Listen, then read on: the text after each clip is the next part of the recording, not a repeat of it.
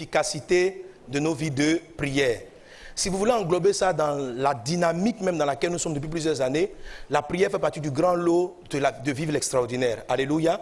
Si vous voulez que les miracles de Dieu, l'intervention surnaturelle de Dieu soit manifestée sur la terre, il faut que vous développiez une vie de prière. Mais pas n'importe quelle manière de prier. Pas n'importe quelle manière de prier. Vous avez appris depuis le début que toute demande ou tout souhait n'est pas une prière. Alléluia. Ce n'est pas une prière. Jésus dit, tout ce que vous demanderez en priant, croyez que vous l'avez reçu. Donc, c'est-à-dire, on peut demander quelque chose sans prier. Donc, tout ce que vous demanderez en priant. Amen. Jésus nous montre bien l'importance de la prière. En commençant ce thème, on a d'abord traité la partie qui dévoile les obstacles à la prière, c'est-à-dire le péché. Selon Ésaïe chapitre 59, à partir du verset 1, la Bible dit que les péchés sont un obstacle à l'efficacité de nos prières. Nous avons traité ce sujet. Alléluia. Mais maintenant, une fois que le péché est ôté, est-ce que cela suppose que toutes mes demandes ou toute manière de prier, de toute façon, quelle que soit la manière dont je vais exposer mes besoins à Dieu, ils seront exaucés? Non. Tu peux mal prier. Amen. Tu peux mal prier. C'est-à-dire, tu ne pêches pas, tu ne voles pas, tu n'as pas menti, mais la façon dont tu parles à Dieu n'est pas efficace. Et ça n'aura pas les effets escomptés. Quelqu'un est-il avec moi? Quelqu'un est-il avec moi? Amen. Alléluia. Tu peux mal prier, tu peux mal prier. Jésus dit tout ce que vous demanderez en priant. Et les disciples qui avaient compris ce secret sont venus voir Jésus, ils leur ont dit, apprends-nous à prier. Apprends-nous à prier. Et Jésus n'a pas dit, vous savez déjà prier. Il leur a effectivement appris à prier. Parce qu'il y a une manière de prier. Et qu'il ne s'agit pas de s'adresser comme ça nous passe par la tête, mais il y a une façon de faire. Amen. Donc il y a des personnes qui vivent sainement, qui marchent avec Dieu, mais qui ne savent pas prier. Lorsque les apôtres ont posé la question à Jésus, apprends-nous à prier, c'est parce qu'ils ne savaient pas prier. Mais les apôtres, qui sont-ils? Ce sont des religieux. Depuis, Israël est un peuple pieux. Israël est un peuple qui prie. Tous les Israéliens apprennent la prière depuis leur naissance. Quelqu'un est-il avec moi? Amen. Jésus n'est pas né, il n'était pas en train de prêcher à un peuple païen qui adore des idoles. Ce sont des gens qui priaient l'Éternel. Ce sont les descendants d'Abraham. Mais en observant Jésus prier, ils se sont rendus compte qu'eux, ils ne savaient pas prier. Ce qui veut dire qu'il y a une manière de prier. Donc, ils avaient leur méthode, leur manière habituelle, usuelle de prier. Et en venant poser la question à Jésus, apprends-nous à prier, ils ont reconnu que les prières de Jésus étaient différentes. Ils ont vu que les prières de Jésus étaient efficaces. Ils ont vu que Jésus priait d'une dimension étrange, nouvelle, quelque chose qu'ils n'avaient jamais vu auparavant. Quelqu'un est-il avec moi? Et quand je parle des secrets d'une prière efficace ou améliorer l'efficacité de votre prière, je suis en train de retracer ou faire ressortir l'enseignement de Jésus sur la prière efficace. Mon frère, si tu prends du temps pour prier, autant bien prier. Il ne faut pas passer des heures à dire des choses et puis qui vont aller nulle part.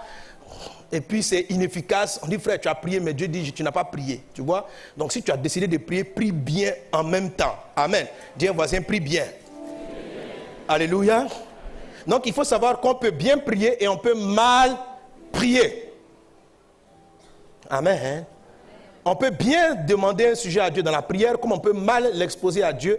Et parce qu'on l'a mal exposé, on peut ne pas avoir de réponse. Et le premier secret pour que la prière soit efficace, c'est un état intérieur. Amen. Jésus a dit, et vous devez retenir ça, ça doit être en vous. Jésus a dit, Dieu est un esprit. Il faut que vous en soyez conscients. Dieu est esprit. Et il faut que ceux qui l'adorent, ou ceux qui le prient, ou ceux qui le chantent, quel que soit ce que tu fais, tu en sois conscient qu'il faut que tu le pries ou tu l'adores en esprit et en vérité. Amen. Amen. Si tu veux obtenir plus facilement des choses de Dieu, il faut savoir que toi, dans ton corps, tu as aussi un esprit. Et c'est à ce niveau-là que tes demandes doivent être exposées à Dieu. Alléluia. Alléluia. Amen. Et je vous ai longuement expliqué cela en vous montrant la différence quand la Bible dit de prier par l'esprit, de prier, pardon, en esprit. La Bible est en train de nous dire que prier dans la chair, ça ne marche pas bien. Une prière dans la chair est exaucée une fois sur 100. Est-ce qu'on est ensemble? Donc tant que tu prieras dans la chair, tu vas demander 1000 choses à Dieu et tu vas recevoir une. En fait, Dieu va te répondre comme il répond aux païens. La Bible dit, il fait tomber la pluie sur les bons comme les mauvais. Regarde, mon frère, quand tu regardes les païens, ils ont des visitations divines. Dieu fait aussi pareil. Dieu intervient dans la vie des païens. Toi-même, quand tu ne marchais pas avec Jésus, tu peux dire que tu n'as jamais connu de miracle où tu avais besoin d'argent et quelqu'un à Paris t'a remis l'argent. Chacun a un témoignage avant sa conversion. Chacun a plus ou moins une histoire où il a dormi, il a fait un songe, Dieu l'a averti des choses qui allaient arriver et il a pris des mesures. Donc on a plus ou moins des expériences spirituelles. Dieu ne trie pas les gens, il les fait pour les païens. Pour les justes comme les injustes. Mais ce qu'il nous apprend dans la prière, c'est que nos prières ne doivent pas être exaucées au même rythme et au même niveau que les inconvertis. Ce n'est pas normal. Est-ce que ta vie est normale en termes d'intervention de Dieu? Est-ce qu'en termes d'intervention de Dieu, ton quotidien ne ressemble pas à ton voisin qui ne marche pas avec Jésus? Qu'est-ce que tu as de plus qu'il n'a pas? Oh, gloire à Jésus, j'ai eu du travail. Les païens aussi ont du travail. Gloire à Jésus, je me suis marié. Va à la mairie. Et tu verras qu'il y a aussi des païens qui se marient. Va dans des endroits des sorciers, des villages où on adore que les fétiches. Là aussi, il y a des mariages. Donc, avoir un mariage n'est pas, je veux dire, c'est puissant. Gloire à Jésus. Mais on ne peut pas prendre cela pour dire, vraiment, le ciel est grandement ouvert sur ma vie. Ta vie doit être exceptionnelle. Quelqu'un dit amen avec moi. Ta vie doit sortir de l'ordinaire. Les païens, lorsqu'ils te voient au bureau, doivent dire, waouh, comment tu fonctionnes? Tu es différent. Est-ce que les gens sont surpris de ta foi ou bien ce qui les étonne, c'est ta Bible? C'est-à-dire qu'on voit une grosse Bible qui sort du sac. Chrétien, avec des versets collés partout. Porte-clés, tout ça, Jésus est là. Cet esprit, on dit, non, lui là c'est un chrétien. Ou bien c'est le fruit de ta vie. La manière dont Dieu intervient. Lorsque tout le monde est coincé par rapport à une situation, ta présence seulement décante la situation. C'est ça qui fait la différence. C'est ce qui va amener les hommes à craindre Dieu, à dire, oh mon ami, qu'est-ce que c'est? Comment tu fais, tu règles tes trucs?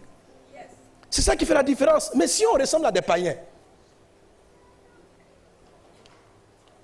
tu viens à l'église, mais en termes de résultats, les miracles qui sont dans ta vie, tes enfants vont à l'hôpital comme les enfants des païens. Et ils ont des problèmes à l'école comme les enfants des païens. Ça dit, bon, c'est vrai, Dieu fait des choses dans ta vie, quoi. Mais c'est bien. Alléluia, acclamons Jésus pour ce qu'il fait. Mais il peut faire beaucoup plus. Il peut faire beaucoup plus. Tu peux voir des choses beaucoup plus grandes que celles que tu as vécues jusqu'à présent. Et tu vas les voir dans le nom de Jésus. Tu vas les voir dans le nom de Jésus. Amen. Pourquoi l'extraordinaire n'est pas ton quotidien? Pourquoi le miraculeux n'apparaît pas toujours dans ta vie?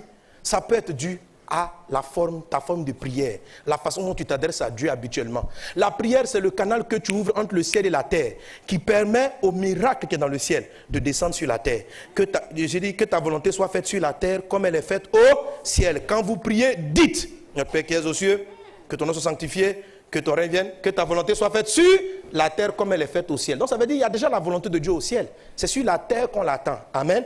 Donc que la volonté qui est faite au ciel, nous la voyons sur la terre. Et c'est la prière qui fait descendre cette volonté, qui fait descendre le miracle. Donc si tu n'as pas une bonne vie de prière, le miracle va rester, la volonté de Dieu va rester au ciel. Et toi tu vas rester sur la terre avec tes problèmes. Fais descendre le miracle dans ta vie. Amen. Qu'il en soit ainsi dans ta vie dans le nom de Jésus. Alors pour ce faire, il te dit, le canal qui entre le ciel et la terre n'est pas charnel, il n'est pas émotif, il est du domaine de l'esprit. Dieu est esprit et il faut que ceux qui se connectent à lui l'adore, le prie en esprit. Et l'esprit, c'est ton être intérieur. Il y a ton corps, il y a ton âme, il y a ton esprit. Donc quand tu pries, tu dois prier en esprit. Et l'autre développement, c'est lequel? Comment on prie en esprit. Comment prier en esprit? J'avais dit, prier en esprit, ce n'est pas prier dans la chair. J'ai traité cela. Prenez les CD. J'ai dit, prier en esprit, ce n'est pas prier selon l'âme. J'ai traité cela. Amen. Alléluia. Maintenant, ça veut dire quoi concrètement prier en esprit? On a dit ce que ça n'est pas. Amen. Maintenant, qu'est-ce que c'est? Prier en esprit, c'est ce que Jésus traduit en Matthieu chapitre 6. Amen. Où il dit ceci: lorsque tu pries, entre dans ta chambre. Amen. Quand tu pries, entre dans ta chambre, ferme la porte. Matthieu 6, 6. Mais quand tu pries, lisons-le ensemble. Mais quand tu pries, entre dans ta chambre, ferme ta porte et prie ton Père qui est là dans le lieu secret. Ton Père qui voit dans le lieu secret te le rendra. Amen. Amen. Dieu est un esprit. Et on dit que Dieu est dans le lieu secret. Le lieu secret, je vais vous expliquer, la chambre dont il est question, ce n'est pas la chambre de ta maison, ce n'est pas un endroit physique, c'est beaucoup plus un endroit intérieur. Quelqu'un est-il avec moi? Tout le monde a une chambre en lui. Tout le monde a une chambre en lui. La prière devient efficace lorsque, dans ta conscience, ça veut dire pendant que tu pries. Il dit quand tu pries, pendant que tu pries, fais un voyage. Prier en esprit, c'est voyager à l'intérieur de soi-même. Quelqu'un est-il avec moi? Quelqu'un est-il avec moi? Pour illustrer cela, c'est un peu comme si vous avez une maison. La cour, c'est ce que les gens du dehors voient. C'est ce qu'on appelle la chair. Amen. Le salon, c'est là où on reçoit ses amis. C'est dans l'âme qu'il y a l'amitié. Amen. Et puis la chambre, c'est l'esprit. Quelqu'un est avec moi? Ton être a 3 pièces. Là, sa cour, qui est le corps. Quand quelqu'un veut entrer dans ta vie, physiquement, d'abord, tu dois le voir. Donc, il est en contact avec l'enveloppe corporelle. Ça, c'est la cour. Tout le monde a accès à cela. Parce que si Jésus dit la chambre, c'est comme s'il décrivait une maison. Amen. Une chambre, bon, en tout cas, ça paraît une maison. C'est vrai qu'il y a entrée couchée, mais la chambre de Jésus, ce n'est pas entrée couchée quand même. Il y a le salon. Amen. Donc, il y a la cour, il y a le salon, c'est l'âme. Amen. Dans le salon, on est un peu plus profond que dans la cour. Quand on prend des amis, on les amène là-bas. Mais ce n'est pas à ce niveau-là qu'il faut prier. Il faut aller en esprit. Et aller en esprit, c'est ce qu'on appelle entrer dans la chambre. Donc quand Jésus dit prier en esprit, il est en train de dire quand tu pries, entre dans ta chambre. C'est ce qu'il dit ici. Et il appelle la chambre le lieu secret. Amen. Et ça, je l'ai traité la dernière fois. Alléluia. Qu'est-ce que ça signifie rentrer dans la chambre? Être soi-même, être honnête, être vrai, être sincère dans son être intérieur, être profond, ne pas dire des mots pour plaire aux gens. Et puis surtout, je reviendrai là-dessus dans la prière par l'esprit, voir la grandeur de Dieu. Parce que dans la chambre, Dieu aussi est. Et Dieu aussi dans la chambre se dévoile. Celui qui rentre dans le lieu secret, en fait, quand tu pries, vois d'abord la grandeur de Dieu. C'est ce qu'il explique dans la prière de notre Père.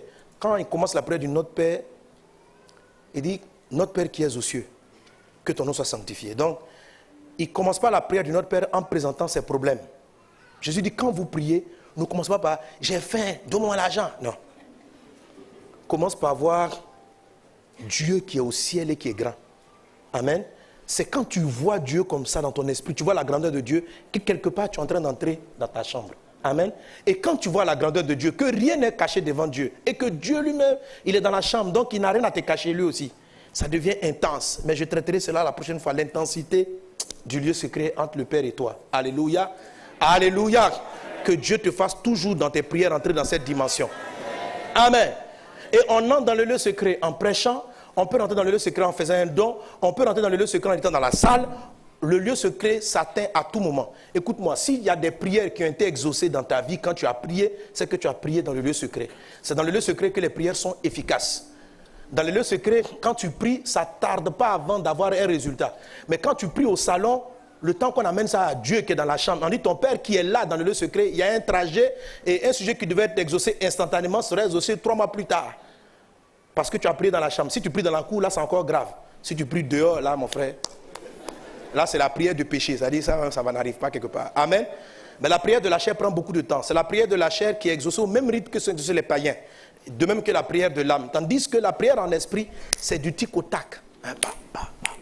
Qu'il en soit ainsi dans ta vie. Amen. C'est du haut débit. Amen. C'est le haut débit. Amen. Qu'il y ait un haut débit entre le ciel et toi au nom de Jésus. 5G ou bien 6G, c'est pas quoi. En tout cas, tout ce que tu veux au nom de Jésus. Amen. Amen. Alors, quand tu arrives là, il dit, entre dans le lieu secret, on a traité ce que c'est. Mais la phrase continue en disant, ferme la porte. Dis à un voisin, ferme la porte. Ferme la porte. Beaucoup de personnes arrivent lorsqu'elles sont sincères. Elles ont des difficultés, elles veulent prier. Elles arrivent à entrer dans le lieu secret. Mais une fois que tu rentres dans le lieu secret, Jésus dit bien, entre dans ta chambre, ferme ta porte. Donc, on peut prier et laisser la porte ouverte. Toutes ces choses-là, ce sont des métaphores. Qu'est-ce que cela signifie? Jésus ne parle pas au hasard. Amen. Entre dans ta chambre, on a dit ça voulait dire quoi? Mais tu peux entrer dans ta chambre, laisser la porte ouverte et prier. Jésus dit ferme ta porte. Dis à un voisin, ferme ta porte. Amen. On n'a pas dit de fermer la porte, on dit de fermer ta porte. On dit ferme ta porte. Vous savez, ce n'est pas la porte de quelqu'un, c'est ta porte à toi. Ferme ta porte. C'est pourquoi je vous ai dit que la chambre dont il est question n'est pas un endroit physique. Ce n'est pas une porte dans la maison. C'est ta porte à toi, c'est ta chambre à toi. Elle n'appartient à personne d'autre. Et tout le monde a une chambre. Et c'est là qu'on rencontre le ciel, qu'on rencontre Dieu. Amen. Et c'est ce qu'on explique de manière pratique. Alléluia. Alléluia. Amen. Alléluia. Amen. Ferme ta porte, dit le Seigneur. Alors, pour comprendre ce dont Jésus parle, il faut utiliser l'image. Si j'utilise l'image, je comprends, j'arrive à l'appliquer dans mon quotidien, dans ma vie de prière. Lorsqu'on est dans un endroit et qu'on ferme une porte, on empêche les bruits de dehors, les personnes qui sont à l'extérieur, de venir entrer dans la chambre. Fermer la porte, c'est se couper de tout ce qui est en dehors de la chambre. Est-ce que vous êtes avec moi? Amen. Quand je ferme la porte, je coupe. Je peux rentrer dans la chambre. Mais si la porte n'est pas fermée, ça veut dire je permets à tous ceux qui sont au salon d'entrer aussi ou de passer et puis de voir qu'est-ce qu'il fait dans la chambre. Donc, je dois fermer la porte. C'est se couper avec donc l'âme, la chair et puis tout ce qui est dehors. Dis à voisin, ferme ta porte. Et il a dit, et ton Père qui est là dans le lieu secret te le rendra. Amen. Fermer la porte, ça signifie plusieurs choses. Alléluia. Première des choses, celui qui ferme la porte quand il prie, il n'est pas conscient des informations extérieures, de la présence des uns et des autres. Quand tu pries, la prière qui va être puissante, dangereuse, efficace, est une prière où tu ne te laisses plus distraire par la présence des personnes autour de toi. Parce que souvent, le monde autour de nous, l'environnement dans lequel on se trouve, peut nous distraire. Quelqu'un est avec moi? Tu veux prier, l'esprit veut te pousser à être à genoux. Maintenant, tu regardes. Est-ce que dans cette église, tu vois, la présence de Dieu est dans le culte. Tu sens que l'onction de Dieu est là. Donc, tu rentres dans la chambre. Tu ne penses plus à autre chose. En même temps, l'esprit veut t'amener à te prosterner. Quand tu dis, hey, dans cette église, ça sera convenable, ça ne sera pas convenable. Ça sera convenable, ça ne sera pas convenable. Frère, la porte est ouverte. Donc, les bruits du dehors entrent et tu ne pourras pas rester connecté avec le Saint-Esprit.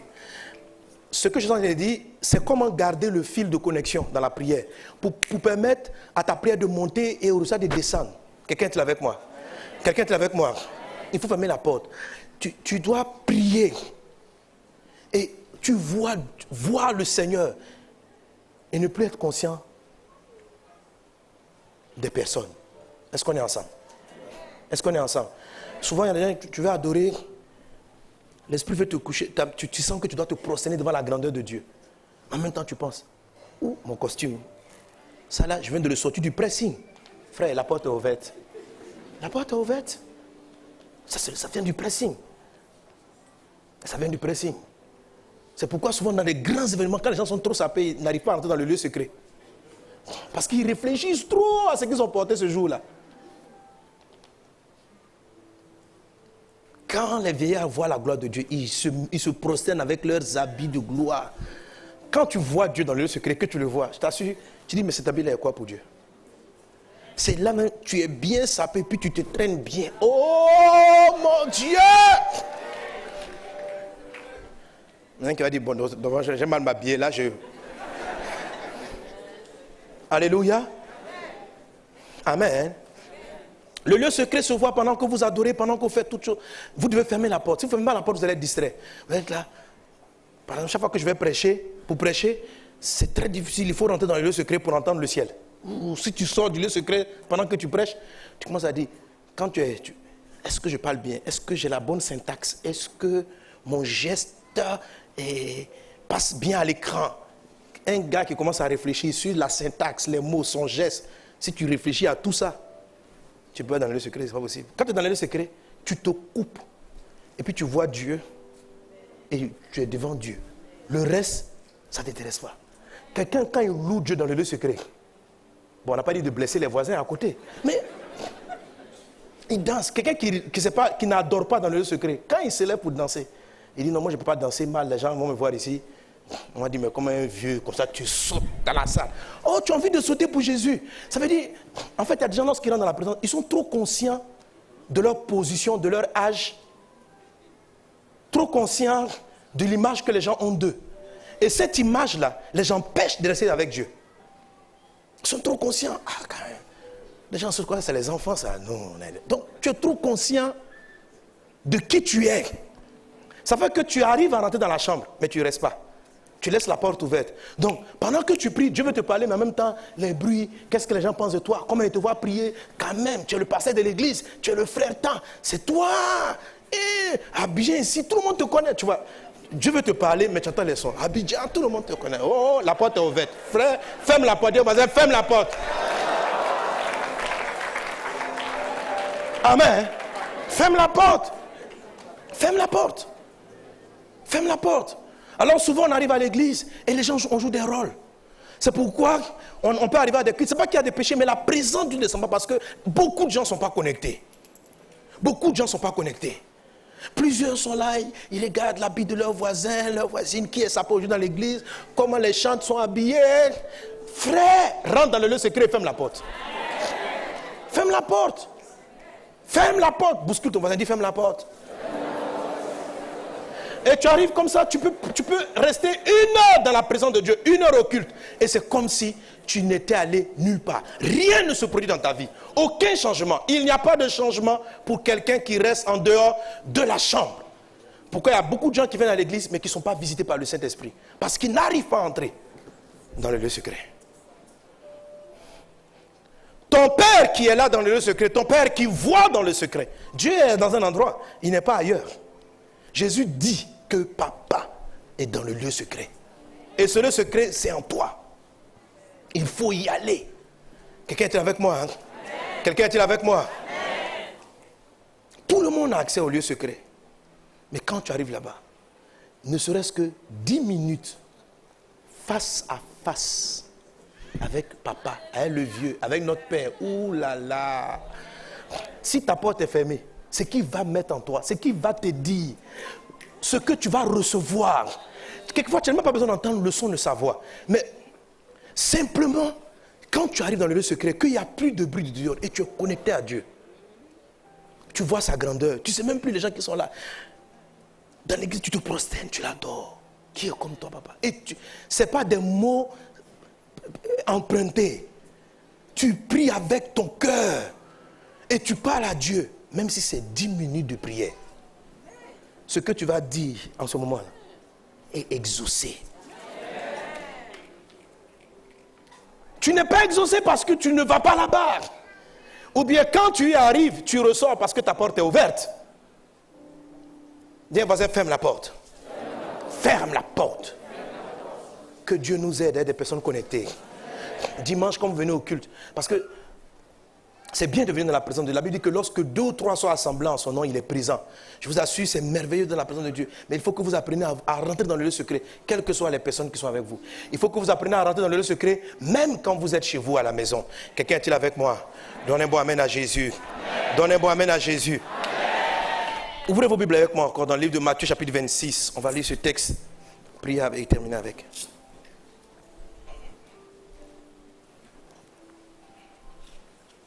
Verset 36. Là-dessus, Jésus alla avec eux dans un lieu appelé Gethsémane. Il dit aux disciples, asseyez-vous ici pendant que je m'éloigne pour prier. Il prit avec lui Pierre et les deux fils de Zébédée. Il commença à éprouver de la tristesse et des angoisses. Il leur dit, mon âme est triste jusqu'à la mort.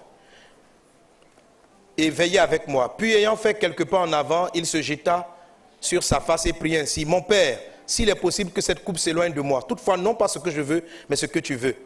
Il vint vers les disciples qu'il trouva endormis et il dit à Pierre, vous n'avez donc pu veiller 1 heure avec moi. Veillez et priez afin que vous ne tombiez pas dans la tentation. L'esprit est bien disposé, mais la chair est faible. Il s'éloigna une seconde fois et pria ainsi, mon Père, s'il est possible que cette coupe s'éloigne sans que je la boive, que ta volonté soit faite. Il revint et les trouva encore endormis, car leurs yeux étaient apaisantis. Il les quitta et s'éloigna, il pria une 3e fois, répétant les mêmes paroles. Puis il alla vers ses disciples et leur dit, vous dormez maintenant et vous vous reposez. Voici l'heure est proche et le Fils de l'homme est livré aux mains des pécheurs. Levez-vous, allons, voici celui qui me livre s'approche. Amen. Amen. Amen. Alors vous voyez ici une prière, je vais parler du combat pour fermer la porte. Quelqu'un est avec moi? Parce que ceux qui sont de l'autre côté veulent que la porte reste ouverte. Pour ne pas que tu sois connecté avec Jésus. Quelqu'un est avec moi? Jésus était la veille de la crucifixion, donc la veille de la naissance de l'Église. Et il est monté avec les disciples. Il a dit aux disciples, l'heure est dure, l'heure est grave. Il a dit, veillez et priez afin que vous ne tombiez pas dans la tentation. Le mot veiller, ça veut dire de garder, ça veut dire d'être vigilant. Alléluia. Alléluia. Et comme le pasteur Yvan nous l'a dit dans son message, quand on dit de veiller, on ne veille pas n'importe où. On veille aux portes. Amen. On veille aux portes. La Bible nous a dit, ferme la porte, ferme ta porte. Il faut garder la porte fermée. Alléluia. Est-ce qu'on est ensemble? Jésus est monté avec les disciples pour la prière. Il a dit, veillez, priez afin que vous ne tombez pas dans la tentation. Vous savez, tomber dans la tentation est une chose qui arrive très souvent dans la vie des croyants, mais ils ne se rendent pas compte. La tentation, ce n'est pas être tenté pour voler, mentir, tricher. Ce n'est pas ça seulement. C'est cela, mais ce n'est pas ça seulement. Chaque jour de votre vie, vous avez des décisions à prendre. Satan va vous amener à prendre des mauvaises décisions, même si elles ne sont pas iniquités. Quelqu'un est avec moi? Amen. Satan est venu dire à Jésus, transforme la pierre en pain. Vous connaissez un verset dans la Bible qui interdit de boire du pain? Ce n'est pas un péché manifeste. Il y a des fois, Dieu vient te dire, aujourd'hui, l'Esprit te dit, lève-toi et va dans tel endroit. Quand tu as prié pour avoir du travail, l'Esprit va venir te parler, va te dire, lève-toi, va à tel carrefour, va rencontrer la sœur Bernadette. Si Satan perçoit l'ange, parce que Jésus a dit, je vous ai dit que dans la prière, on voit les anges monter et descendre. Et quand Daniel a prié, lorsque l'ange descendait, le diable est venu l'intercepter. Vous me suivez? Donc, quand tu dis, Seigneur, je vais me marier, ok? Dieu t'exauce. Tu es arrivé dans le lieu secret, tu as prié. Dieu t'exauce. L'ange monte avec la demande. Et Dieu envoie l'exaucement de la prière. Mais il envoie l'exaucement de la prière par une directive. Du genre, aujourd'hui, va rencontrer Bernadette. Mais quand tu seras chez Bernadette, en même temps, l'ange aussi a dit à... Non, à celui qui a fait marier, ce n'est pas un Gasparien, c'est un bon gars. À Bernadette, de venir te rencontrer à ce point-là. Donc, la direction arrive, ok? Amen. Et comme on l'a vu dans le livre de Daniel, le roi de Perse a vu l'ange venir avec le miracle. Et puis il voit. Donc là en ce moment, il va te tenter. Il va te tenter. La tentation, ça sera de te dire d'aller autre part que là où Dieu veut t'envoyer. Et il suffit que tu prennes la mauvaise décision pour être au mauvais endroit, au mauvais moment, pour manquer un miracle qui t'est arrivé. Cette année, 2015, plusieurs personnes ont raté peut-être leur travail, leur mariage, des affaires, parce qu'ils sont tombés en tentation. C'est-à-dire, c'est pourquoi dans la prière de notre Père, il dit, garde-nous du malin. Le malin est subtil. Ce sont des idées, transforme la pierre en pain, prends telle décision. tous les jours, on prend la décision. On prend la décision soit de rester couché ou de se lever. On prend la décision de prier ou de ne pas prier. On prend la décision de rendre visite ou de ne pas rendre visite. Chaque jour est une décision. Et ces décisions déterminent les choses qui nous arrivent. Et elles sont importantes. Le diable, son travail, c'est de troubler nos décisions. Faire en sorte que nous prenions les décisions qui ne nous conduisent pas vers notre destin. Mais lorsqu'on prie et qu'on garde la porte fermée, Dieu nous garde. Il dit, veillez et priez et vous allez triompher de toutes les tentations. Amen. Celui qui prie, qui garde la prière, reçoit toujours l'exaucement de Dieu. Daniel n'a pas arrêté de prier pendant les 21 jours. Il a été exaucé après le premier jour de sa prière. Mais il est resté éveillé. Il a dit, je suis resté dans l'humiliation. Amen. Quelqu'un est avec moi? Alléluia. Qu'est-ce que ça signifie? Ça signifie qu'il faut garder ta porte fermée. Parce que quand un grand miracle, une chose importante arrive, votre chair, je vous ai dit que quand on prie dans la chambre, là, on passe la chair, on passe l'âme et on arrive dans l'esprit. La chair ou l'âme vont maintenir la porte, vont faire tout pour maintenir la porte ouverte, pour t'envoyer leurs idées. Comment ça se passe dans la pratique? Quand tu commences à prier, ton esprit est assailli d'autres idées. Tu commences à prier. Est-ce que tu es parti voir? Tu as laissé ta maman dans tes trucs. Tu veux prier. Le dossier là. Et puis, les pensées arrivent. Oh, tu veux rester seul avec Dieu. La porte est ouverte. C'est pourquoi les pensées quittent la chair, quittent l'âme et rentrent dans la chambre avec toi pour venir jouer avec toi. Dans la chambre où tu veux parler à Dieu d'un problème sérieux. Père, tu as dit que c'est à la sueur de nos frères qu'on mangera le pain. Oh papa, ouvre-moi les portes. Et Dieu veut t'envoyer le travail. Et la chair ouvre la porte. C'est pas que tu n'as pas fermé la clé. Tu dis quoi mon ami? Est-ce que tu as appelé Francine quand elle a accouché? Tu l'as appelée? Non, est-ce que tu as appelé Francine? Non, tu dis, attends, tu veux prier. Francine, l'idée de Francine, est-ce que tu as appelé, là, dans ta prière, où tu avais Jésus, tu as appelé Francine. Tu dis, bon, ok, je vais l'appeler. Mais est-ce que tu as appelé François? Je vais l'appeler. Mais si ce n'est pas que François, frère, Jésus a dit ceci, l'esprit est disposé, la chair est faible. La chair, quand l'esprit veut prier, la chair va combattre, surtout lorsque vous êtes au bord d'un grand exaucement. Jésus s'apprêta à faire naître l'église. Il dit aux disciples, maintenant on va prier. Mais les disciples, ce jour-là, la chair dit, nous allons dormir. L'esprit était disposé, prions. Ce jour-là, Dieu voulait leur donner la puissance pour résister au diable. Mais il n'a pas pu. Parce que chaque fois qu'il veut prier, la chair rentre dans la chambre. Tu dors. Tu dors. Écoutez, quand de grandes choses divines vont se produire dans votre vie, votre chair sera beaucoup complice du diable pour vous distraire et vous empêcher d'être dans le lieu secret pour recevoir des directives. Elle va vous parler. Vous allez avoir... En ce moment-là, vous priez, vous n'arrivez pas à prier. Dès que tu fermes les yeux, tu dors. Oh Père! Oh mon Dieu! Alors quand c'est comme ça, quand vous sentez que la chair ne veut pas te permettre de prier, c'est là que vous devez intensifier. Ça veut dire que quelque chose de bon est en train d'arriver et qu'on veut te distraire. Quelqu'un veut te défocaliser de l'essentiel. Donc en ce moment-là, frère, sois violent. Le mot veiller, ça parle de sois violent avec la chair. Je ne vais pas dire de te chicoter. Non. Amen. D'abord, quand c'est comme ça, quand c'est le sommeil qui t'attrape, évite de prier à genoux. Parce que si tu te mets comme ça, tu ne vas pas t'élever. Et le sommeil va t'attraper là.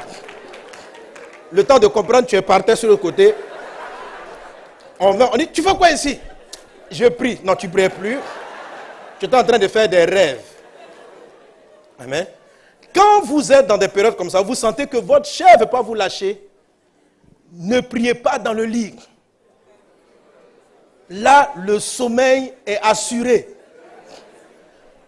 Soyez veillés et priez. Mettez-vous debout. Allez même dehors où il y a les moustiques pour qu'ils piquent la chair Alléluia. Pour que l'Esprit puisse... Amen. Bon, c'est un conseil. Il ne faut pas aller prendre un palu aussi, donc... il ne faut pas chercher les moustiques. Mais soyez violents. Je vais vous dire, Jésus a dit aux disciples, priez. Mais la chair les a empêchés de prier. La chair les a empêchés. Et quand vous êtes dans cette situation, regardez Jésus, il se mettait, il priait, il criait, il était, soyez violents sur vous-même. Ne vous laissez pas pour dire, oh Dieu, je ne suis pas concentré. Concentre-toi. Pas dire, oh là, je n'arrive pas à me connecter. Débrouille-toi. Connecte-toi. Amen. Connecte-toi. Ne subis pas, ne laisse pas ta porte ouverte. Parce que c'est ce qu'on appelle, il force la porte. Donc, toi, tu veux fermer la porte. Il dit, laisse-nous entrer dans tes pensées. Nous, on veut te donner des idées. Va dormir. Regarde, on veut te parler des Gaspariens. On veut t'expliquer que ta maman... Oh, ferme la porte. Ferme. Et puis, connecte-toi. Dieu te parlera. Tu auras des directives. Alléluia. Quelquefois, pour prier comme ça, tu peux aller sous la douche. L'eau te frappe et puis tu pries. Parce que si tu endors de la douche, tu vas t'endormir. Tu restes debout, tu prends des positions, tu peux marcher, ton corps fait comme ça. Amen. Dimanche prochain, j'expliquerai. Vous avez l'avantage de la prière en langue. La prière en langue, la Bible dit celui qui prie en langue ne prie pas avec l'intelligence. Parce que le plus souvent, quand vous êtes fatigué, c'est votre intelligence qui est... Vous n'arrivez pas à réfléchir en fait. Vous n'arrivez pas à réfléchir. C'est la raison pour laquelle vous pouvez basculer dans la prière en langue. La prière en langue n'a pas besoin que tu réfléchisses. C'est rianda baba chétere de bros. Donc même si le sommeil veut te distraire, que tu es en langue, ça marche. Amen. Mais je parlerai de cela. Et la prière en langue, ça rentre dans la dimension de prier par l'esprit. Il y a prié en esprit et il y a prié par l'esprit. Que Dieu te bénisse abondamment. Et une bonne vie de prière.